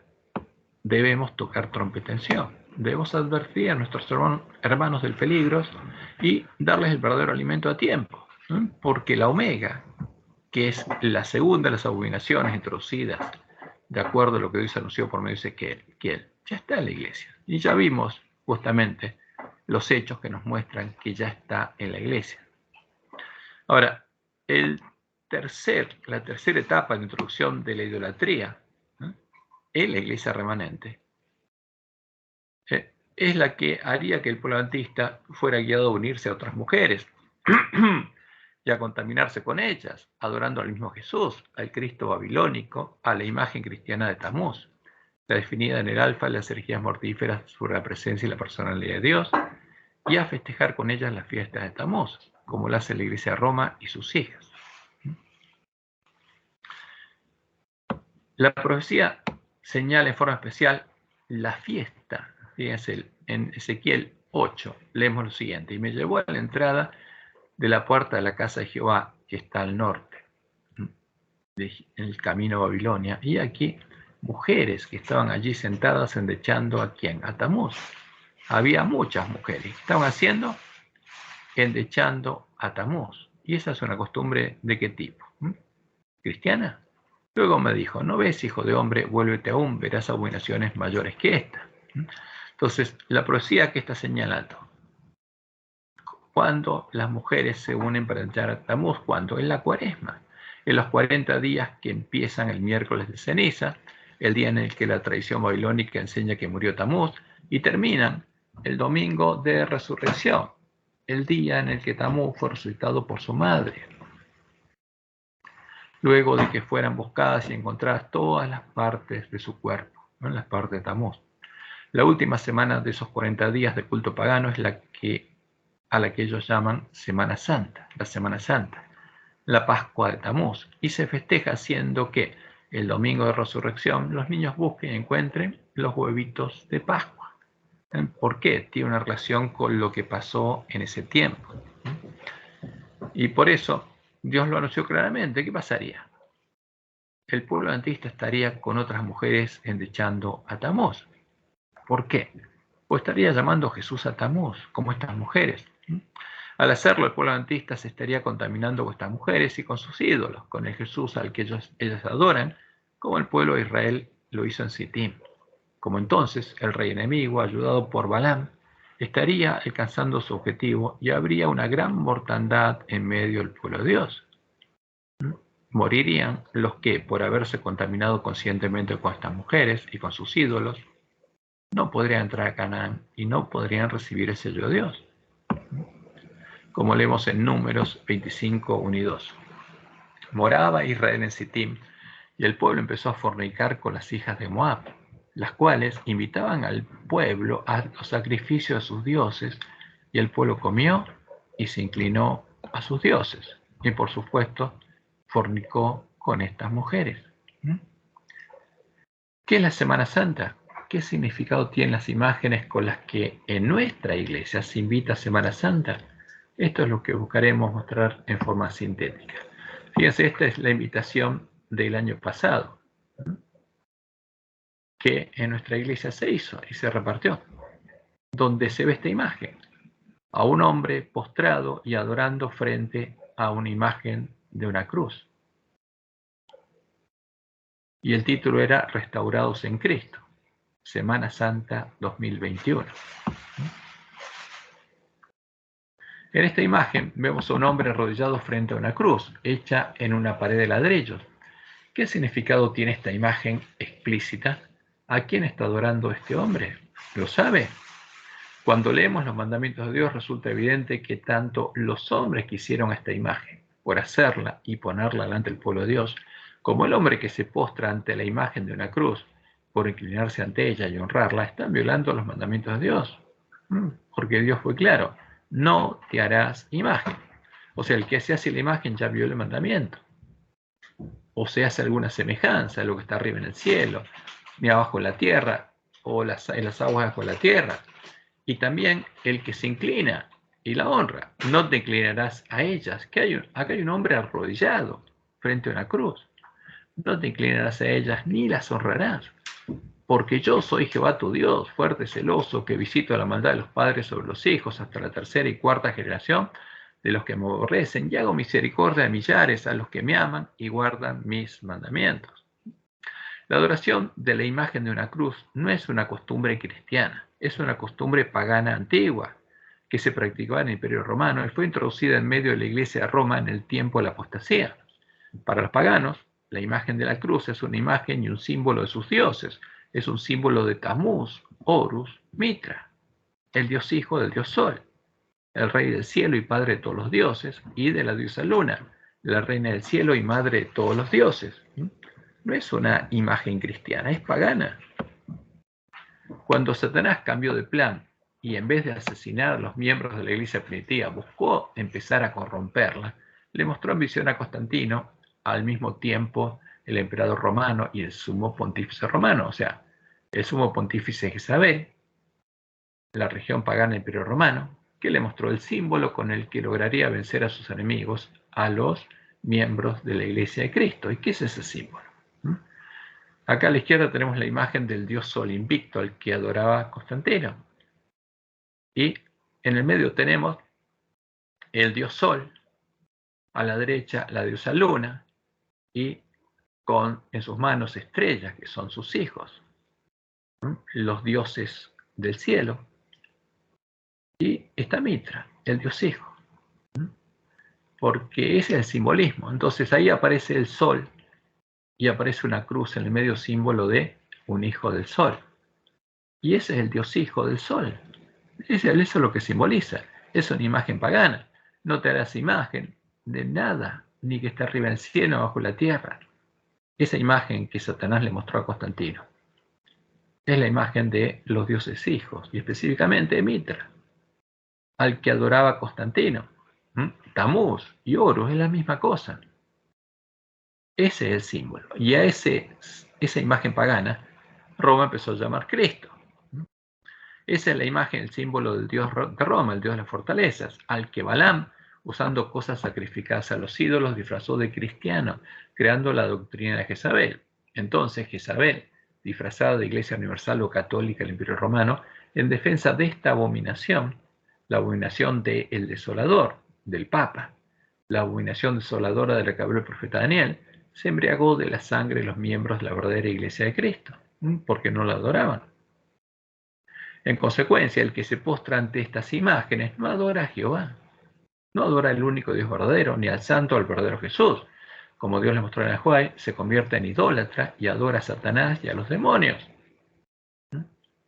Como leemos en 1 Escritos 213, la gente quedó del todo engañada. Se le enseñó que el Papa y los sacerdotes eran los representantes de Cristo, cuando en verdad lo eran ¿de quién? De Satanás. Y a Satanás adoraban cuantos ante ellos se postraban, porque estaban adorando al anticristo, la imagen de Satanás. Y el que adora esto, adora a Satanás, porque esa es la imagen, la de Constantino, es a la que adora Roma y la llama Cristo.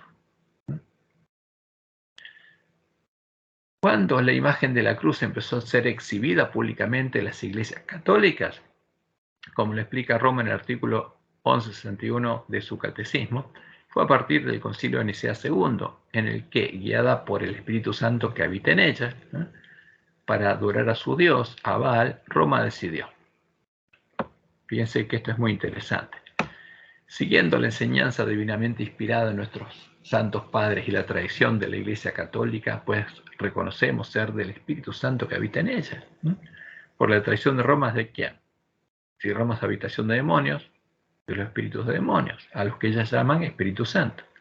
Definimos con toda exactitud y cuidado que las venerables y santas imágenes, como también la imagen de la preciosa y vivificante cruz, tanto las pintadas como las de mosaico u otra materia conveniente, se expongan en las santas iglesias de Dios, en los vasos sagrados y ornamentos, en las paredes y en cuatro de las casas y en los caminos, tanto las imágenes de nuestro Señor Dios y Salvador Jesucristo, como las de Nuestra Señora Inmaculada, la Santa Madre de Dios, de los santos ángeles y de todos los santos y justos.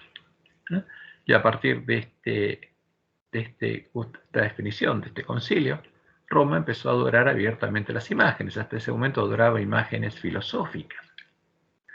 Entonces, a partir de ese momento, la presencia de una cruz en una iglesia, en un edificio y en la entrada de una iglesia, la identifica como una iglesia católica, un templo en el que se adora al Dios de Roma y en el que habita el Espíritu Santo que inspiró a Constantino y habita en Roma. Aquí tenemos dos templos católicos. Por supuesto, todo templo católico en su frente tiene a la cruz, que identifica que es un templo católico. ¿Y qué pasó en nuestra iglesia? En vez de reparar la brecha hecha por el Papa, la Santa Ley de Dios, justamente el exponer las imágenes de una cruz en el frente de un templo es la costumbre que también se ha introducido en la iglesia adventista, identificando a nuestros templos como iglesias católicas, templos católicos, en los que se adora al Dios de Roma, porque ese símbolo de la cruz significa es un templo a quién. Y aquí tenemos templos adventistas. ¿Qué diferencia hay con un templo católico? Ninguno. ¿Por qué? Porque justamente se está indicando que este es un templo del mismo Jesús y se adora al mismo Jesús. Y este es uno de los frutos por los que sabemos que los lobos vestidos de ovejas están en medio nuestro. El poner la imagen del celo en la entrada del que debería ser un templo de Jehová, porque la iglesia adventista era la única iglesia leal a Jehová. Y ahora es leal al Dios de Roma. Y los símbolos indican que es una iglesia en la que se adora al Dios de Roma. Es un templo del Dios de Roma. Y me dijo, hijo de hombre, alza ahora tus ojos hacia el lado del norte. Y alcé mis ojos hacia el norte, y aquí, al norte, junto a la puerta del altar, aquella imagen del celo en la entrada. Y me dijo entonces, hijo de hombre, ¿no ves lo que estos hacen, las grandes abominaciones que la casa de Israel hace aquí para alejarme de mi santuario? Pero vuélvete aún y verás abominaciones mayores. Entonces, ¿por qué habría espíritus de demonios en la iglesia adventista? porque los varones ancianos lo estarían invitando, estarían diciendo, esta es la casa de ustedes. ¿Y qué pasaría con Jehová? Estarían buscando que se aleje del pueblo adventista. Vamos entonces al Endecha Tammuz. Vamos a ver lo que es la Semana Santa Católica. La Semana Santa de Roma no hace nada, no tiene nada que ver con la Pascua judía, el día en el que murió Jesús, ni con la fiesta de las primicias, el día en el que resucitó Jesús, sino que es la última semana de los 40 días de la Cuaresma, en la que desde el tiempo de Roma pagana se endecha a Tamuz y que empieza en el miércoles de ceniza, el día en el que según la tradición pagana muere Tamuz, según el calendario solar romano. Fíjense que estamos en carnaval, lunes de carnaval, martes de carnaval, y muere Tamuz el miércoles, entonces miércoles de ceniza. El día primero de la Cuaresma, porque 40 días después va a resucitar. Ahora, ¿Jesús estuvo muerto 40 días? No, para nada. ¿Y por qué Roma festeja la Cuaresma? Porque abiertamente está adorando a Satanás, está mostrando que sigue adorando a Tamuz y lo llama Cristo. Y después, el día 33, que es un domingo, lo llaman el Domingo de Ramos, porque ahí le llevaban ramos ¿a quién? Al muerto, a Tamuz. Y después llega el Viernes Santo, el día 38, y el Domingo de Resurrección, el día 40 de la Cuaresma. ¿Tiene algo esto que ver con la Pascua? ¿El Viernes Santo y la Pascua tienen algo que ver? No, porque el calendario levítico y el solar son distintos. El calendario levítico era un calendario lunar y la luna nueva va variando, puede ser lunes, martes, miércoles, cualquier día de la semana. Por eso, esas fechas no tienen nada que ver con las del calendario solar. Lo que festeja Roma es a Tamuz. Y de acuerdo al calendario levítico, el primer mes del año, el mes de Abib o Nisan, comienza en el día de luna nueva, en el que en Jerusalén la cebada estaba Abib o lista para la cosecha, porque el calendario levítico nos muestra cuál es el plan de Dios, porque los eventos se relacionan con la cosecha y eso es un símbolo de el pueblo de Dios. Entonces, cuando comienza el mes de Abib, comienza el primer mes del año, es porque la cebada tiene espiga con grano, luna nueva y cebada con espiga. Entonces el sumo sacerdote anunciaba el comienzo del año levítico, ceremonial. Y ahí ese es el día 1 del mes 1. Y ese mes, el día 10, había que seleccionar el Cordero de Pascua. Y ese mismo día entró Jesús en Jerusalén.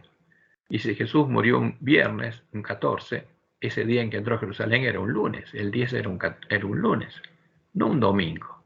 Porque el domingo de Ramos no tiene nada que ver con la entrada de Jesús en Jerusalén. Y la Pascua, ¿qué pasó en la Pascua? Muere el cordero, hay que dar muerte al cordero y hay que preparar la cena de Pascua. Y Jesús murió justamente en la Pascua, el día 14 del mes 1.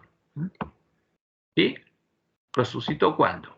El día de las primicias, donde la cabilla cebada es mecida, y ahí él ascendió al cielo con las primicias, y ese fue el primer día de la semana. Por eso, el domingo, que es el día de las primicias, que es el primer día de la semana, casi nunca coincide con ¿quién? Con la Pascua pagana. No tiene nada que ver. Son dos cosas distintas. Una es la adoración pagana de Tamuz, la que hace Roma de acuerdo al calendario romano pagano, y otro es la verdadera Pascua. Como podemos observar, las fechas de las fiestas solemnes de Jehová no tienen ninguna relación con las fiestas paganas del calendario romano, un calendario solar, a las que Roma cristianizó, cuando cristianizó a Tamuz, y lo empezó a adorar en los días de sus fiestas, empezando por el 25 de diciembre, porque el que nació el 25 de diciembre es Tamuz, después llamado Horus o Mitre. Por eso Roma adora a Tamuz, y esa es la imagen de Satanás, el anticristo. Ahora, ¿qué pasa el miércoles de ceniza? Ahí se realiza un rito interesante, que es el rito de la imposición de la ceniza, ¿no? al comienzo de la Cuaresma y la endecha de Tamuz, y consiste en marcar con una cruz de ceniza la frente de los que participan en esta ceremonia pagana de adoración, siendo la cruz el símbolo de Tamuz y la ceniza el símbolo del duelo por la muerte de Tamuz. Fíjense, acá están todas las costumbres paganas, porque lo que heredó Roma viene el paganismo, tanto la tonsura, el uso de cruces, el gorro de pescado, el sol que está atrás, etc. Porque esa es una imagen de el sumo pontífice pagano en el tiempo de Roma pagana. Y ahí vemos como eso, con la tonsura, el sol atrás, Roma lo tomó como ¿qué? Como un símbolo de un santo. Y vemos cómo está vestido el Papa. Y en vez de la tonsura, los papas y los cardenales y los obispos, ¿qué se hacen? Usan el solideo, el dios sol en la cabeza, símbolo de adoración al sol. Tienen la cruz, como tenía el sacerdote pagano, tienen la cruz de Malta, puesta ahí como tenían los sacerdotes asirios, todos los sacerdotes paganos. ¿Y qué pasa además? Ahí vemos a una pobre chica que el miércoles de ceniza le marcan la frente con una cruz de ceniza. Ahora, ¿qué dice Roma? El miércoles de ceniza es un día santo cristiano. ¿Cristiano? ¿Cómo que cristiano? Es pagano. De oración y ayuno. Está precedido por el martes del carnaval y es el primer día de la Cuaresma. La Cuaresma cristiana, ¿no? El periodo de 6 semanas de penitencia antes de la Pascua. Es el primer día de la Cuaresma en los calendarios litúrgicos católico y anglicano, como así también de diversas denominaciones protestantes, luterana, metodista, presbiteriana y algunas bautistas, porque las iglesias caídas practican las mismas fiestas paganas que Roma y adoran y endechan a Tamuz. Y lo triste es que el pueblo adventista, cuando se une a ellas, están endechando a Tamuz como Dios lo anunció. Se celebra 40 días antes del domingo de resurrección, que marca el final de la Semana Santa. La ceniza, cuya posición constituye el rito característico de esta celebración litúrgica, se obtiene de la incineración de los ramos bendecidos en el Domingo de Ramos del año litúrgico anterior. Entonces, el poner esta señal en la frente, como el uso de cruces en sus vestimentas y el hacer la tonsura en la cabeza de sus sacerdotes en adoración al sol, es uno de los ritos que los paganos practicaban desde la antigüedad y que Dios le prohibió hacer a su pueblo, como leemos en Levíticos 19, 27 al 28. No haréis tonsura en vuestras cabezas. ¿Por qué? Porque los paganos hacían adoración del sol. No es algo de Roma, es pagano antiguo. Ni dañaréis la punta de vuestra barba, como los sacerdotes paganos. Y no haréis rasguños en vuestro cuerpo por muerto, ni imprimiréis en vosotros señal alguna. O sea, cuando ellos endechaban a Tamuz, hacían rasguños y se ponían señales, como pone Roma. Pero eso es algo que Dios prohibió. No es una fiesta cristiana. Es pagana, es paganismo puro. Y el que participa con estas mujeres a fiestas, endecha a Tamuz con ellas y se contamina. ¿Cuál es el significado pagano del símbolo de la cruz? ¿Qué significa para un pagano el símbolo de la cruz? La imagen de la cruz, la señal de la cruz, ¿no? Como le llaman. Para todos los paganos dispersos en Babel, la cruz es un símbolo del dios Sol, es símbolo de los rayos que salen del Sol, y su uso en sus vestimentas identifica a sus sacerdotes como sacerdotes del dios Sol, sacerdotes de Baal. Por eso lo usa el Papa. Por esa causa, Dios nos prohibió usar o hacer representaciones de todas estas imágenes paganas, porque la imagen de la cruz también es un signo por medio del cual los paganos adoran a Satanás y a los demonios, el signo con el que Satanás pronosticó que vencería a sus enemigos. Aquí tenemos la forma en que los egipcios hacían las cruces para adorar al sol. Ese es Ra. ¿Y cuáles son sus símbolos? La cruz. Esta es la que se llama cruz cristiana. Estas son otras formas de cruz. Y acá están todos los símbolos de adoración a él. Ahora, este es el Am, como le llaman ellos. Pero, ¿este quién es? La serpiente antigua.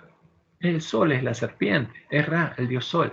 Y la cruz es el símbolo de Baal, de Satanás. Para los egipcios, Ra, el dios sol, era el que se posaba en la punta de las pirámides y de los obeliscos, en el piramidón. o piramidión, símbolo del punto de unión entre la tierra y el cielo, y lo representaban como una serpiente alada, la serpiente alada del Edén, y por las imágenes de sus cruces. Acá ellos no tienen ningún problema en adorar a Satanás poniendo sus imágenes. Este es un piramidión que estaba en una pirámide, la punta de la pirámide, o un obelisco.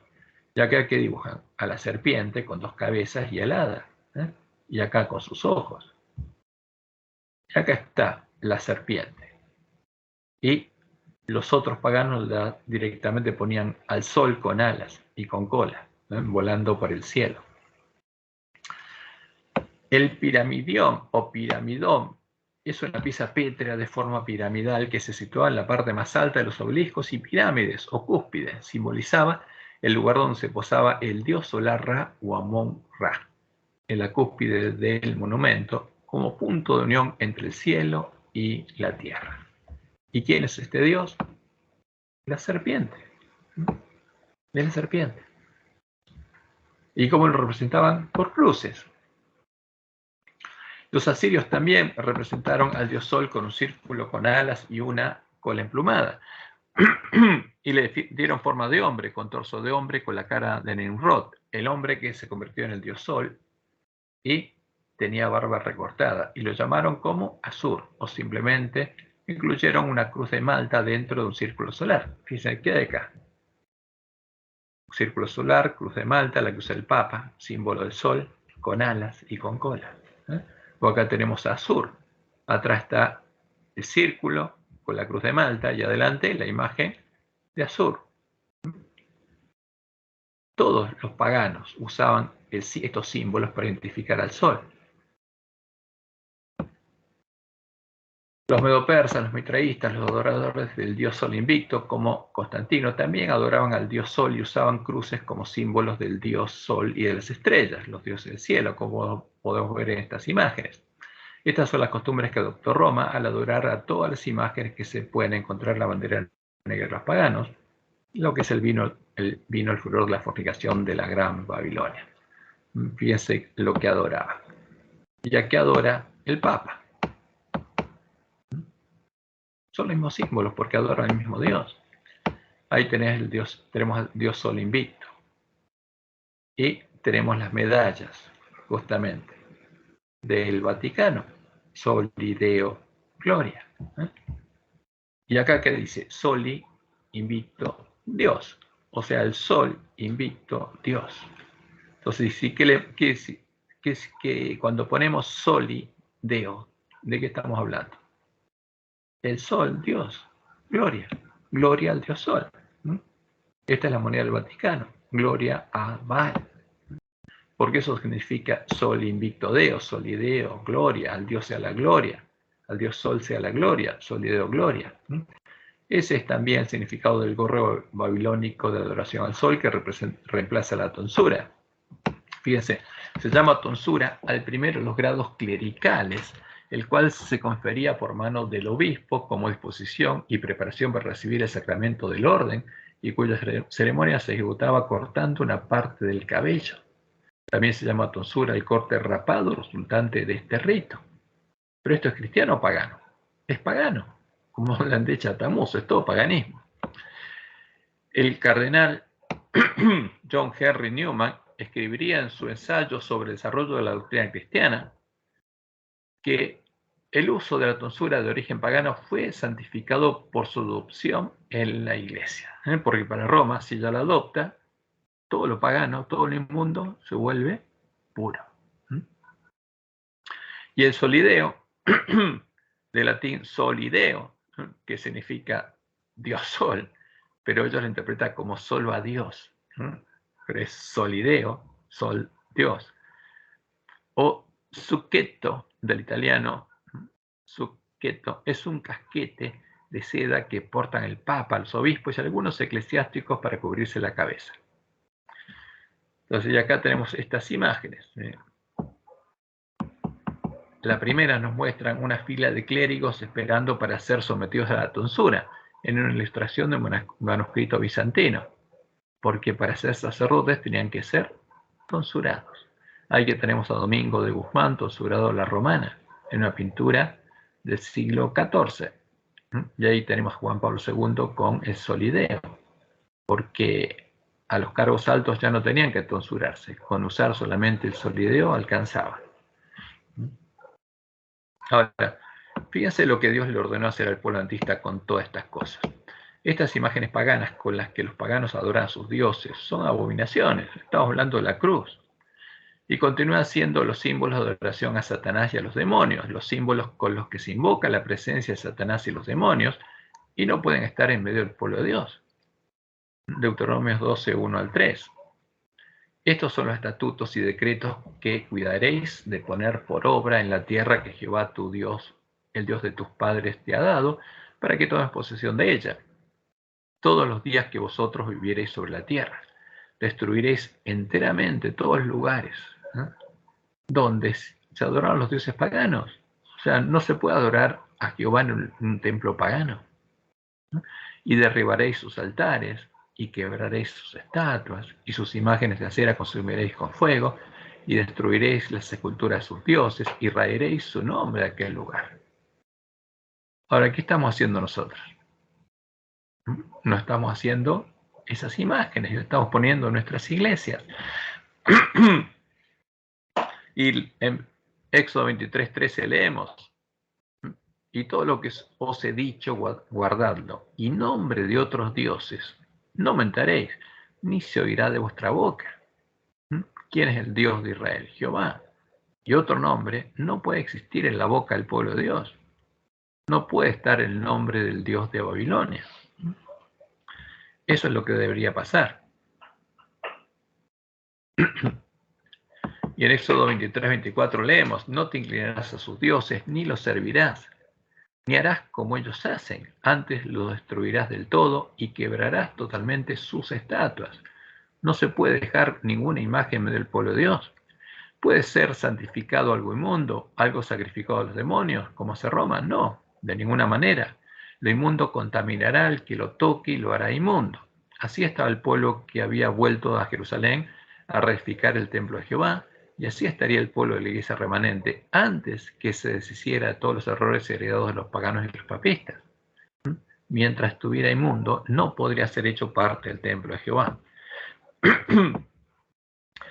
Y leemos en Ageo 2, del 11 al 15. Así ha dicho Jehová a los ejércitos. Pregunta ahora a los sacerdotes acerca de la ley, diciendo: si alguno llevare carne santificada en la falda de su ropa, y con el vuelo de ella tocare pan, o vianda, o vino, o aceite, o cualquier otra comida, ¿será santificada? ¿Algo santo santifica algo inmundo? Y respondieron los sacerdotes y dijeron: no. Y Ageo dijo: si un inmundo a causa de un cuerpo muerto tocare alguna de estas cosas, ¿será inmunda? Y respondieron los sacerdotes y dijeron: inmunda será. Lo santo no santifica lo inmundo contamina lo santo. Y respondió Ageo y dijo: así es este pueblo y esta gente delante de mí, dice Jehová. Y asimismo toda obra de sus manos, y todo lo que aquí ofrecen es inmundo. Entonces, si nosotros introdujimos una sola cosa inmunda en medio de la iglesia, ¿qué pasa? Todo se vuelve inmundo. Ahora pues, meditad en vuestro corazón desde este día en adelante, antes que pongan piedra sobre piedra el templo de Jehová. El templo de Jerusalén no podía ser reedificado por quienes, por personas que estuvieran inmundas. Y lo mismo sucede ahora. Y eso es lo que busca Satanás, que el templo de Jehová, el verdadero templo, los lugares asolados, no puedan ser reedificados. Y el pueblo que está en medio de la iglesia de Roma no sabe dónde está y no sabe lo que está adorando. No sabe que la bestia religiosa adora al dragón. En cambio, el pueblo al que Dios le encargó reparar la brecha hecha por el Papa, la santa ley de Dios, para que los lugares asolados por el hombre pecado puedan ser reedificados, debería saberlo y debería estar predicando el mensaje de los tres ángeles a sus hermanos que se encuentran en medio de las iglesias caídas. Pero, en cumplimiento de la profecía, el pueblo de Dios estaría comiendo y bebiendo la comida y la bebida de los borrachos y estaría cometiendo las abominaciones que Dios anunció en Ezequiel 8, adorando y endechando a Tamuz con otras mujeres. Y este es el cumplimiento perfecto de la profecía. Ahí vemos a un supuestamente hermano adventista postrado frente a un ídolo. al que endechan todas las mujeres en la Semana Santa de Tamuz. Es triste, pero esta es la realidad. Y por supuesto, este hermano, el que hace esto, se contamina. Pero mientras lo haga en forma con pecado de ignorancia, Dios lo va a limpiar. Y puede estar con los 144.000 que no se contaminaban con mujeres. Pero si es una decisión consciente, eso le va a impedir estar con los 144.000 sellados del pueblo de Dios. Y acá tenemos, fíjense, todas las imágenes de Roma que son introducidas en nuestras iglesias. En nuestra iglesia, ¿qué estaría pasando? Los lobos vestidos de ovejas les estarían dando a comer y a beber del alimento y la comida de los borrachos, la bebida de los borrachos a nuestros teólogos, y ellos se lo estarían dando al pueblo adventista. Esta es la causa por la que Dios debería enviarnos al profeta Elías, a los siervos fieles que deberían darles el verdadero alimento a tiempo a sus hermanos. Es triste, pero es la realidad. Como Dios lo anunció en Joel 2:1, tocad trompeta en Sión, dad alarma en mi santo monte, tiemblen todos los moradores de la tierra, porque viene el día de Jehová, porque está cercano. Y aquí yo os envío el profeta Elías, antes que venga el día de Jehová grande y terrible. Esa es la promesa. ¿Y cuál fue el mensaje de Elías? Si Jehová es Dios, seguidle, y si Baal, id en pos de él. Si Jehová es Dios, seguidle, y si el Dios de Roma y del falso profeta, id en pos de él. Pero tomen una decisión consciente y sepan lo que va a pasar de acuerdo a la decisión que tomen. Por eso Dios anunció que a sus siervos fieles Él los enviaría a darles el verdadero alimento a tiempo a sus hermanos. ¿Por qué? Porque los lobos vestidos de ovejas estarían dándole a comer y a beber ¿a quiénes? A los siervos de Dios de la mesa de los borrachos. Y habrá un conflicto en la iglesia, pero todos nosotros tendremos que decidirnos a quién adoraremos, a Jehová o a Baal, al verdadero Jesús o al anticristo. Ese es el tema, porque como resultado de lo que elijamos adorar, ese va a ser nuestro destino. Bueno, nos queda la última abominación, pero como ya se nos pasó el tiempo, lo vamos a dejar para el estudio del sábado, porque la idea era poder empezar el sábado a estudiar cuál es el Evangelio del Reino de Dios y cuál es el verdadero Espíritu Santo de la promesa. Pero como ya avanzó el tiempo, vamos a dejar aquí y si Dios quiere, el sábado vamos a continuar y vamos a terminar esta parte, porque estamos viendo los hechos que podemos ver en nuestra iglesia, los hechos que tienen que hacer que nos angustiemos y lloremos y actuemos, nos preocupemos por nuestros hermanos. Por eso Dios nos dejó una obra para hacer, recuperar el conocimiento de la verdad, y una vez que recuperamos el conocimiento de la verdad, ¿qué tenemos que hacer? Predicar la verdad, darles el verdadero alimento a tiempo a nuestros hermanos, para que no endechen con las iglesias caídas a Tamuz y se contaminen con ellas. ¿Por qué? Porque como ocurrió en Sittim, los que forniquen con estas mujeres no van a entrar al reino de Dios.